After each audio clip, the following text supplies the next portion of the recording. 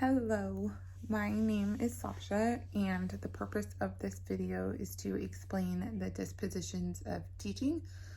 There are some dispositions that I feel confident in, while there's one or two that I don't feel as confident in. I do feel confident in being able to create a fair space and environment for students, understanding that all of the students come from different socioeconomic, cultural, and diverse backgrounds will be vital when creating a space that works for everybody. I do feel as though that's something that I would be able to do. Another disposition that will help with that and is really important is having warmth and kindness when speaking with students and being able to be a voice for students and communicate with students in a moral and ethical way. Being able to provide for them that way, but still uphold the standards of being a teacher. I think it's also really important that teachers are constantly reflecting and are committed to their success in their profession as a teacher. I think that it would be silly to ask students to continue to learn and not be learning ourselves as teachers. When it comes to things I'm not so confident in, that would be more of the being a pillar in the community.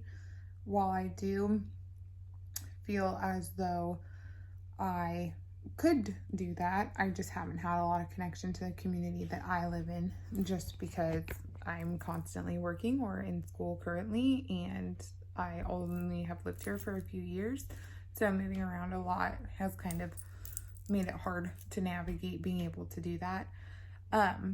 But as a teacher, I think it's really important for all of the dispositions to be upheld. I think when you're in that position in a community, you have an obligation to not only teach students, but be a face of a school, be a face of a community. You are the future of the community through the students that you're teaching.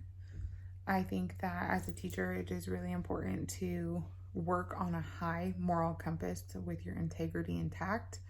There's not really any area for misjudgment or accidents when it comes to working with people's children or with parents or fellow faculty or any other schools within the district. I think it's really important that all actions are, whenever doing anything, that we are always remembering that we're being watched and scrutinized. We are advocates and voices for a lot of different people, and with that comes a high level of responsibility. So in turn, I think it's just really important as a teacher to always remember to make ethically sound judgments and to keep your integrity intact, and remember these dispositions on a day-to-day basis, whether you're in school or you're out of school.